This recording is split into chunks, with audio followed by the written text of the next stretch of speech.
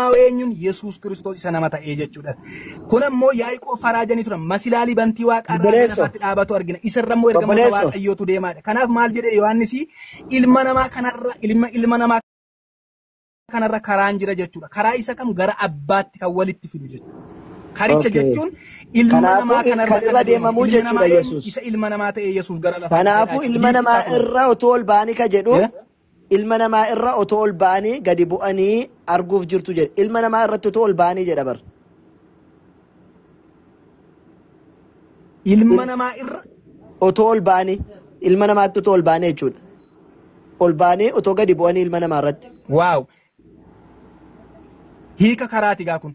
Ilma namaa sanarra karaan sun akkamitti ol ba'u maal gochaatti ol ba'u ture. Ani amma kasi gaafadhu ilma namaatti ol ba'uu jedha. Ilma namaatti maal gochaa ol ba'u? Isaan deemanii ilma namaatti ol ba'u. Inni kun oksaa hafuuraati bakka ish hin dabarra. Ilma namaatti ol ba'uu karaa jara barbaachisa. Karaa kamii ilma namaatti ol ba'u? Hiika karichaatu kunoo ilma namaa kanarraa isa kanammoo ilma namaa kanarradha karaan kun ilma namaa kanarradha. Akkasiin jedhu Waaqayyoos ilaal ergamoota Waaqayyoos karaa ilma namaa kanarra. Mee kennaa koko hafuuraan maannaa galaa miti. Ergamoota Waaqayyoos ilma namaa irra utuu ol baanedha. Ilma namaatti utuu ol baaniiti kan jedhaaru malee. Eessaan baanii ilma namaatti ol ba'u. Fakkeenyaaf an amma algaa kotti ol ba'uuf karaan irra deemee algaa kotti ol ba'u jira. Ilma namaatti ol ba'uudhaaf karaa wayiitu jira. Kanaafuu karaa wayii ture jechuudha gara ilma namaa kanatti ol ba'uudhaafu. Karaan jarri deemanii ilma namaa kanatti ol ba'an isa kami? Innoo jaratti isaanii ol ba'an malee. Isa kana ustaaz isa kana gaa waldaa natu beekaa ani karaan itti abbaa wajjinii wal argee karaa ilma namaa isa kanaatii jechuudha. Bakka kanumaan bira dabarraa isin tursu. Bareeda ayyee. Walumaa galatti ishee. Ankan koo siif haayimu ishii karaa kan jedhu kana siif seen ati isatti aanu munaa ibsa ture. Qo'aaka isin kutaa barbaaddan yoo nageessitan siniin bu'an jedheera amman. Bakka biraa si geessu midhaan. Bakka biraa si geessu kanuma irratti yaada qositima. Kanuma kana irratti. Yesuus Kiristoos karichi ana ka jedhu karaa ittiin dhugaa inni warra Israa'elootaatti fidee hime. Dhugaa inni itti hime fudhatanii karaa jariman malee dhugaa Yesuus Kiristoos fidee abbaa isaa biraa warra kaanitti hime sana fudhattee karaa dhugaa sanarra deemtu malee karaan biraan jiru siin jechuudha. Malee karaa takkaata amma jette yaabbatanii irra deemanii miti amma handisi aspaaltii ta'uu isaa yoo irra nageen. Karaachi inni jechaaru dhugaa Waaqayyo biraa fidee dhufe sana fudhattee nama guddaa kaatanii waa biraa haasofnaan situ jedhe bar karaa ittiin irra samii fi Waaqa lafatti ol baanii inni kun oksaa hafuuraati isa kana natu beeka. Ishi ani akkaate ani oksaa hafuuraan beeku kaan isa gilxiin beeka isa gilxii sirraa badhee sitti beekaan. Saniifuu kutaa kanatti karichi jechuun ageeffadhu karichi jechuun maali? Karicha jechuun dhugaa inni waaqarraa fide yoo irraa fudhatte karaa inni namatti hime sanatu karaadha jechuudha. Hayyee kun ankooti abbaan fedhe immoo nurkaa warri jala jiranii koofkee keessaa kan itti fudhatu. Ani dhugaadha jechuun maali? Sekoondii tokko na eegaa ka bakka. Ish abshir. Asin ibsattan mitiire kutaa kana keessatti ani karaa jireenyaati jedha utuu hin taane ufuma kooyyuu gara olitti argitaniitu anatti amanaa abbaa koottis amanaa jedhe inni kun Qolaasiyaas boqonnaa 2 lakkoofsa 9 irra jira. Kanaafuu karicha jechuun aspaaltiidhaan hun jedhi kaati karicha ana jechuun ofuma isaa Yesuus karaadhaan aan jedhi. Isin daqiiqaa tokko ibsaa anis daqiiqaa tokko ibseen nama isa goolii bira dabarsa. Gaafiif deebii walii gochaa jirra. Gaafiif deebii walii gochaa jirra. Yesuus Kiristoos karaadha yoo jette mee natti mimee karaa isa kami Yesuus Kiristoos karaa irra deemamu jechaa jirta barati. Akkasiin galetti daqiiqaa tokko ibsaati daddafnee irra dabarrash. Akkam goonaa nama kanaaf akka ifa da'utti isin akkasiin galetti daqiiqaa tokko ani siibseera bar ansi ibseera bar situ wanne dhe malee ansi ibseera. Anaaf immoo daqiiqaa tokko naa kennaati bira dabarra. Daqiiqaa tokko naa kennaa bira dabarra. Karicha jechuun karichi dhugaanis jireenyis anadhaa jedhe. Kanaaf Yesuus Kiristoos karichi dhugaanis jireenyis anadhaa jedhe malee karaa jireenya geessu jedhamiti kutaan kun jireenyumadha anumatu jireenyadha jedhaa jira. Inni kun immoo eessa jira? Qolaasiyaas boqonnaa 1 lakkoofsa 9 irra jira. Qolaasiyaas boqonnaa 1 lakkoofsa 19 fi 15 irra jira. Kanaaf ufuma isaa jireenyadha jedheera. Lakkoofsa 1 irratti immoo anattis amana abbaa koottis amanaa jedhe. Aangoo abbaan qabu ilmis qabaa jechuudha. Kanaaf kanumaan bira dabarraa Yohaannis boqonnaa 1 maaliif bira dabarraa ilaageeffadhu. Atam akka jechaa jirtu karichi ana jechuun karaadhuma irra deemamu osoo hin taane Yesuus wanni inni barsiisaa jiru sun karaa isaatiidha tokko jedhu. Dhugaan ana jechuun maali dhugaan sun? Meenaa ibsi kana. Dhugaan ufuma isaayyuu ilma waaqayyooti. Dhugichi ana jechuun dhugicha jechuun dhugaan silumaayyuu Oromoon gaafa mammaakuu dhugaan ilma rabbiitii jedha. Dhugaa jechuun ufuma isaa dhugaan kun waaqayyo mataa isaati sagalee jechuudha. Inni kun immoo mul'ata Yohaannis boqonnaa 19 lakkoofsa 13 irra jira. Ayye mee kana qoyxiqqoo ishee. Kanaafuu dhugaadha jechuun maalirree gabaabsite? Dhugicha jechuun Yesuus Kiristoos waaqayyo mataa isaati. Dhugichumtu mataansa waaqayyo mataa isaati akaadisa jedhamu. Tole. Mee waan Yesuus dubbate kana akkam gootare akkas taanaan? Ofiin ofitti marfa. Isa isaa ka kutaa biraa. Maafanni saree maa tukki jibduuti? Maafanni isa tukki jibdu? Waaqayyo dhugaasa tokkichatu jira kana Yesuus jedhee on kijibsiistaare? Natti kutaa biraa dhiisaa ibbaalem. Waaqayyo dhugaa tokkichatu jira kan jedhe Yesuus Kiristoos waaqni waaqayyo isa tokkicha isa dhugaa jedhee waaqayyo abbaadhaan ati isa dhugaas tokkicha gaafa jedheen sanan kijibe Yesuus. Dhiisi maanaan jette? Ish kutaa kana sinitti mush daqiiqaa tokko. Daqiiqaa tokko natti nuyi waan si gaafa qofanaa deebisi.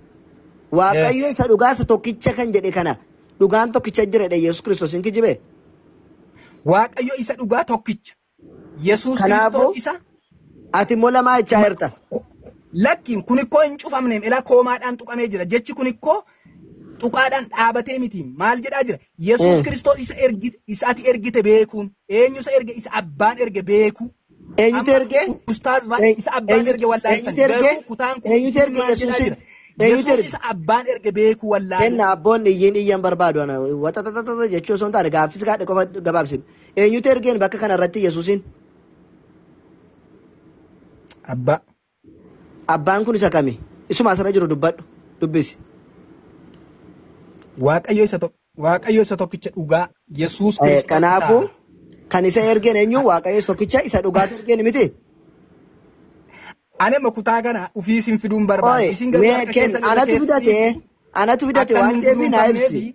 Abbaan macaafaasii naa ibsi. Kan Yesuus Kiristoosin ergachuu kee akka beekaniif jireenya bara baraatee miti? Kan Yesuusin ergate Waaqayyo tokkicha isa dhugaa sana miti? Kenna. Harka keessan irraa kaasaa ka ustaaz.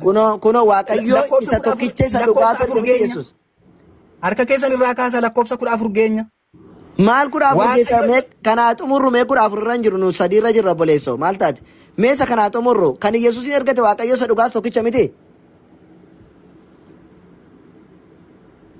Kenna. Akkanaa galetti akka kiristaanaatti sinii himu. Isan si gaafa dhaadees yookaan lakkinaan jedhe kan Yesuus Kiristoosin ergate Waaqayyo isa tokkicha isa dhugaa sana miti? Waaqayyo isa tokkicha kana Yesuus Kiristoosin beeku amma ko Yesuus Kiristoosin akka inni waaqa ta'e ibsaa jira. Yoomi si gaafadhaan kana sin gaafanne gaaffii kun lakki jedhi yoo sirriin dubbanne ta'e lakkinaan jedhe kan Yesuus Kiristoosin ergate Waaqayyo isa tokkicha isa dhugaa kana moo miti? Yesuus Kiristoosin kan erge abbaadha garuu kutaan kun abbaa ibsaan jiru. Waaqayyo isa tokkicha Yesuus Kiristoosumaan ibsaa jira malee. Eeshi Waaqayyo isa tokkicha isa dhugaa isa inni jedhe eenyure Yesuus Kiristoos isa jedhee akkamitti nama sadaffaadhaan dubbataree ibsa taanaan isa jedhamee dubbatama. Waaqayyo ana tokkicha isa dhugaa yookiin ana tokkicha ana dhugaa jedha malee isa jedhee akkamitti sadaffaadhaan haasa. Barreessa macaafa kana Yohaannis tuwaasaa jira haasaa kan. Yohaannis miti Yesuus tu jedhe boleessoo. Kan jedhaa jiru Yesuus.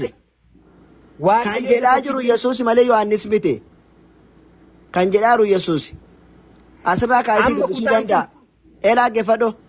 Akkuma dheeraa sitti yoo barbaade tokkorraa kaasii dubbisuu danda'a. Dhaggeeffadhu. Yohaannis osoo hin taane kan dubbataa jiru Yesuus. Ofii barreessu Yohaannis dubbiidhuma Yesuus kaa'e malee Yesuus akkas jedhee dubbataa hin jiru. Yesuus akkana jedheetu jedhee dhugaadha. Maal jedhee dubbii kana erga dubbatee booddee Yesuus gara waaqaatti ol ilaale. Yesuus gara waaqaatti ol ilaale maal jedhe? Yaa abbaa yerichi ga'eera ilma kee ulfina akka siif kennuuf ilma kee gara ulfinaatti ol fudhadhu. Akkuma ofii foon qabeessa hundumaa irratti aboo isaaf kennite inni immoo warra ati isaaf kennite hundumaaf jireenya bara baraa haa kennuuf. Waaqayyo isa tokkicha ila kan dubbataa jiru isa. Waaqayyo isa tokkicha ofii dubbataa jira Yesuus. Waaqayyo isa tokkicha isa dhugaa. Yesuus Kiristoos isa ati ergite jechaadha. Ati eenyuun jedhare ofiisaati jechaadha taanaan ati ka jedhe eenyuun. Isa ati ergite beekuun isaanii jireenya bara baraa ta'een eenyuun ati jedhee dubbataa jira. Waaqayyo isa tokkicha inni jedhu kun eenyuun ati jechaa jira. eenyuun ati jechaa jira natti himi. Amma waan ani jedhoo siiniin dhufne maafi Naan dhufiin maala waan ati jechuu akkanaa dhufu yoomiin barbaade waan si gaafadhu akkanaa deebisu malee ati kan jechaa jiru eenyu Kiristoos isa ati ergite kan jedhu ati ergite eenyuun ati jechaa jira asitti Yesuus. Ammas daqiiqaa tokkoon irra deebi'aa. Daqiiqaa tokkoon barbaachisu gaafadhe naa deebisii kenna namoota baay'een nu eegaara hin deebisu taanaan nama biraatti wannaa jedha. Ati ka jedhe eenyuun Yesuus gaafis gaafadhe qofa naa deebisi. Ani ammas keessaa ati jecha jettu kanatti hiika siniin kenna. Galatoome bakka dhiise ayyee. Ani waan beekumsa qabdisee bakka dhiise. Galatoome lakkeesse. Bakka dhiise opereessi. Ayi beekumsa qabdan seekaa jechuun waan tokko irra darbi hin kennu minaamin jechuudha. Ati jecha jettu qabaattii keessanitti maa? Ilaal eenyuun ati jechaa jiraadheen si gaafadhe obboleessu. Yoon kennita ta'e waliin dubbanna kana achi as dhiise as darbi minaamin jechaa hin haasa'amu dhugaa barbaachaaf as ta'a namni inni jala taa'u. Ishi ustaas dhiifama takka. Namni biraan haa hubatuuti iddoo biraatti takkaa dhiifama isin rakkisa yoon ta'e namni biraan akka isaafii galatti kiristaan jala jiru kutaa kana irra deebi'ee haa hubatu hin dhiisna kutaa biraatti dabarra. Ati ni naan falmaa jirtu gan dubbanna akka hubata namni anaaf si erga wal amansiisne ni jalaa immoo ati yoo isiniif hin galle anaaf hin galle malee nama biraaf galeera yoona. Yoona nama biraaf galeera bara. Eela nama biraatiif akkamitti gala beektaa yoo waan si gaafadhu ati deebiste waan ati na gaafattu deebise namootaaf gala. Ayi dhiisii namootaaf hojjette namoonni silmaa manatti dubbisataa jiru bara garuu gaafii keenyarraa barachuudhaaf kan jarras ta'an si galee. Ish takkaa kutaa lama qofaa deemna dhiifama kutaa lama qofaa dhaqna takkaa. Maa jechaa kutaa lama jechuun kaammaan dhiifna. Ish haa ta'u si faana adeemu mee jedhi ishi kana lamaan qofa si faana deeme carraa warra kaanii. Dhiifama kutaa lama. Maarqos boqonnaa tokko lakkoofsa 11sti. Ayyee dubbisi.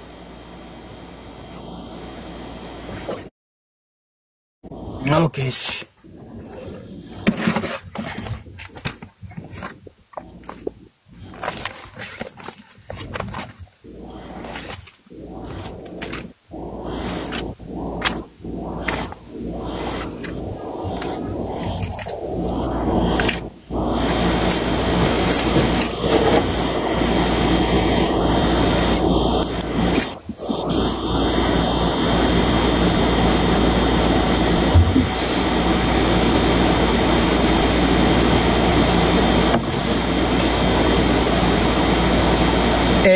Akkas jedhaas dhiifama hardi koppirraa gatiin banuuf tarii tutturuu danda'a namni.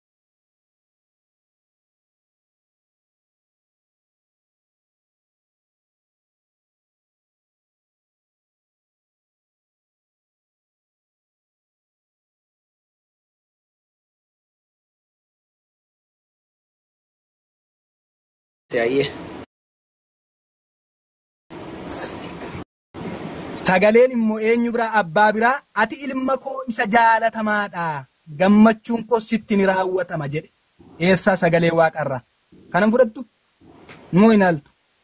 Ayyee maal isaan fudhadhare. Sagaleen abbaa biraa dhufee ati ilma koo isa jaalatamaadha jedhe ilmummaa kana hinaaltu kutaa kana. Maani yoomin fudhadha siin jedhe duruu. Ragaa macaafa qulqulluu irraa silaa kuni kana jettanii fidaa turtan miti iddoo kana immoo hin gannamoo ragaan adeeggaruu fidadhe malee fakkeenyaaf machooftuun waan baay'ee haasofti nama machooftu waan ishiin kutaa biraa keessaa waan isin dubbattan inni faallesse machooftuu barreesse inni isin filattan immoo keessaa nama sirrii barreesse. No machooftuu barreesse jenne suuta jedhe tole suuta jedhe macaafa nama arrabsu nan ta'isin machooftuu barreesse osoo hin taane fakkeenyaan fudhadhe. Osoo siin jedhe osoo jechuun fakkeenya wayii fudhataara loojikaali. Lafti ragaa gootanii ofii keessan fidattani. Maa isatti samanee biyyaa. Maarree isa kana mo'attam gootu.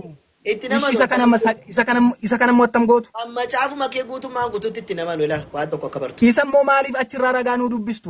Maaliif akka ragaa si dubbisu moo? Waan ati qabduun afaan si ka'a jedheetaniini malee. Ani itti amanee miti waan ati qabduunan si tuffisa jedheetaniini si haguuga si satara jedheetaniin malee ani itti amanee osoo hin taane waanuma qabduun oodhu jedhee sii kenne malee ani itti amanee miti. Kanaaf kutaa kan abbaa barbaaddeetu barreesse malee sirrii miti waan jedhu naa dhaadee jechuudha deebiin keessan. Nuun quraanni keenya ilmummaa wannan jedhu waan ta'eef waan quraanni jedhe jennee ragaa godhannee haasofna waan quraanni jenne sirrii miti jenna nuti. Maaliif jennaan maaliif jennaan quraanni alaqaa macaafotaa ta'eeti kan dhufe rabbiin quraana keessatti boqonnaa 5 lakkoofsa 48 irratti wamuhayminan aleehim jedhe Macaafa Tooraatii fi Injiil jedhama kanarratti alaqaa goone jedha Quraana kana. Kanaafuu alaqaa isaaniiti waan jarda gongoran sirrii miti jedha. Waan sirrii ta'e sirriidha jedha. Kanaafuuti saniifuu alaqaan waan Kutaa kanan fudhanne jechuudha. jala deemna nuti waan alaqaan jedhu jala deemna malee zim jennee namoota biraa jala hin deemnu kana. Ishi kutaa kanan fudhanne ishi kutaa biraa Wangeela Yohaannis boqonnaa 1:49 dubbisaa akka kanaa jedha.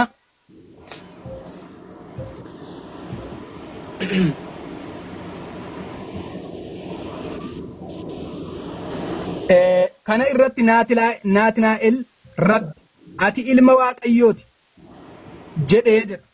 Ati ilma Waaqayyooti jedhee Naatinaa'el ati Rabbi ilma Waaqayyooti jedhe jedha. Kutaa kanan fudhattu. Maanna dhibeerayyoonni jedhanan. Atuu jecha hartamete. Ish. Ilmummaa kana macaafa qulqulluu keessaa abbaa barbaadeetu barreesse waan ta'eedhaa fi doonaa ta'u malee isa kana hin fudhadhu. Ish. Amma immoo ergamaadha jettanii abbaan garuu ani ergamoota miti. Ani bantii waaqaaf lafaa ittiin an uummadhe. Bantii waaqaaf lafaayyuu isatti uumee inni ergamaa miti jedha macaafi qulqulluu Ibroota boqonnaa 1:2 nan baasaa. Isin ergamaadha jettanii barsiisaa ooltanii macaafi qulqulluu keenyi garuu ati Waaqayyodha. Bantii waaqaaf lafaayyuu siinan uume jedhee dubbata. Kutaa kana Ibroota boqonnaa 1:2 baaseen dubbisu. Tokkumarraa kaasee dubbisi.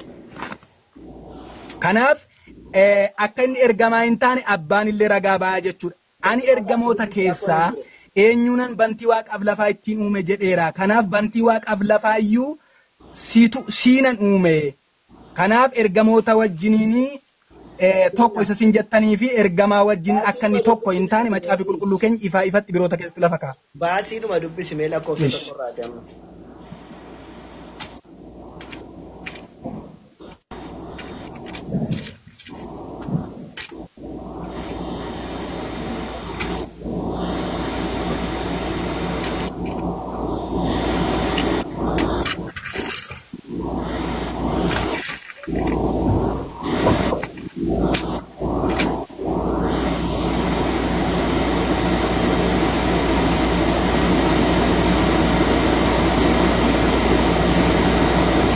Waaqayyo bara durii namootatti karaa ergamootaa dubbata ture jedhamee jedhe shayya. Okay. Lakkoofsa ijoon dubbii koollee lakkoofsa 5 irra jira. Waaqayyo ergamoota keessaa eenyuun ati ilma kooti jedheen beeka jedha. Lakkoofsa tokkorraa. Ergamoota keessaa. Lakkoofsa tokkorraa Waaqayyo karaa gara asuma sin amma dubbattan garuu inni ijoo ani barbaadu isin sida ergamoota wajjin wal dubbisiisin jedhe. Ish. Bara isa duriitti Waaqayyo si'a baay'ee karaa garaa garaatiin raajota abboota keenyatti dubbataa ture. Guyyoota saba dhumaa kanatti. Bara durii Waaqayyo kamtu raajotatti karaa garaa garaa dubbataa ture?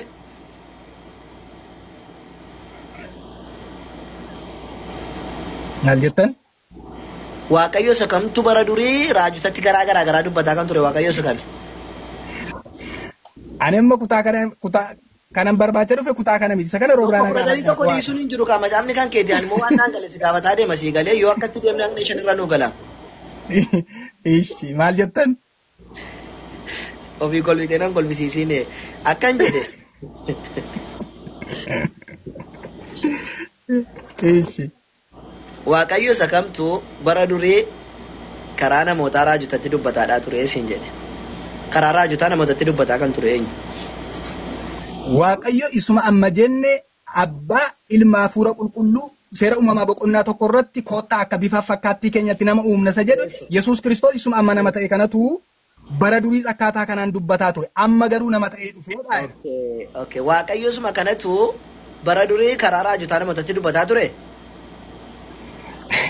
Ustaaz, Maariyaam irraa dhufe jettu miti Maariyaam dura akka inni ture hin beektu. Ati kanuma naan jedhitiin darbi rakkoon qabu jedhee simaan darba godatti wal ilaalla. Rakkoon qabu. Karaa raajotaa namatti dubbataa ture dur. Waaw, haa ta'u. Akkas jedhatti fufaa. Guyyoota isa bara dhumaa kanatti immoo ilma isaatiin nutti dubbate. Isa kam ilma isaa isa karaa Maariyaam dhufe.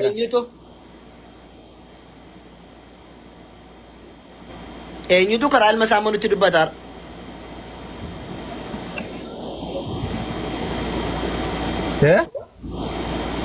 Har'ammoo eenyutu karaa ilma isaa nutti dubbata?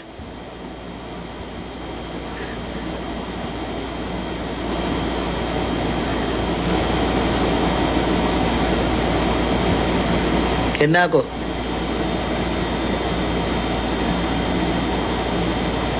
Jira sagaleen ko? Injiraare sirriitti jira malee. Akkan jedhe dur karaa raajotaa nutti dubbata. Maal jettan an keessa hin dhageenye. Akka jedhe dur karaa raajotaa namootatti dubbata. Har'ammoo karaa isaatiin nutti dubbata. Eenyutu? Amma immoo nama ta'eef foon uffatee waa'ee namaa na dhiisan gaafa karaa ilma isaa kanaan eenyu nutti dubbata? Waaqayyo abbaa. Waa'ee nama ta'ee foon ta'ee minaamni dhiisi. Amma gaafa si gaafadhan. Abbaa. Qoy. Dur waaqayyo karaa raajotaa namootatti dubbata miti. Waaw. Har'ammoo karaa eenyu nutti dubbata? Karaa ilma isaa. Waaw. Eenyutu nutti dubbata karaa ilma isaa? Abbaa. Har'a miti. Isa karaa ilma isaa ofitti nutti argisiisa. Har'a miti. Har'a miti karaa ilma isaa. Al tokkoon bara baraan. Kenna. Har'a miti Al tokkoon bara baraan. Al tokkoon bara baraan. Maal jechuudha?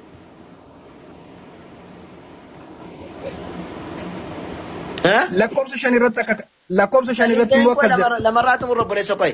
Har'a karaa ilma isaatiin nutti dubbata miti Waaqayyo abbaan na teettu kun. Al tokkoon bara baraan karaa ilma isaa nutti dubbata. Rakkoon tokko hin jiru. Yeruma sana karaa ilma isaatiin nutti dubbate miti. Al tokkoon bara baraan jenne irra darbaa kana gahe. Maaliif irra darba? Kenna waan akkasii lubbuu namoota baay'ee si dhaggeeffatu jira. Irra darbii hin hojjetu. Waa namatti dhugaa himnee dhugaa barsiisnee adabarru.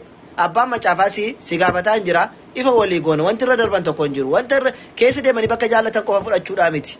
Hundayyuu namaa galchaan adeemama. Saniif dur Waaqayyo karaa raajotaa namootaan dubbata ture. Har'ammoo karaa ilma isaa nutti dubbata. Eenyu karaa ilma isaa nutti dubbata? Amma daqiiqaa tokko qofaan irra deebi'a. Waaqayyo karaa raajotaatiin karaa garaagaraatiin nutti dubbataa ture. Amma immoo karaa ilma isaa kanaatiin nutti dubbata. Kanaaf lakkoofsa itti fufeen dubbisee xumureetanii iddoo tokkottan ibsa. Tokkoon keessaa ati si waan jettu pronaawunseeshiniitti kalaataan deemu. Galatoome bakka. Akka kanaa jedhu. Ulfaadhu kenna bakka adiis. Cufadhu maayikii kee. Baay'ee si galateeffanna. Waan nu ibsiteef amma sii galee waan nu barsiisteef galatoome. Ulfaadhu. Walumaa galatti maaltu jira bakka. Lakkoofsa 5 irra dubbisuu hin dhufe kutaa lakkoofsa 5 kana garuu lakkoofsa 5 kana qofan dubbisu. Si faana bakkaatti deemtu si faana deemu. Iddoo kulfii jirtu irra utaaltanii iddoo deemtu camaan si faana deema. Erga jette tokko barraa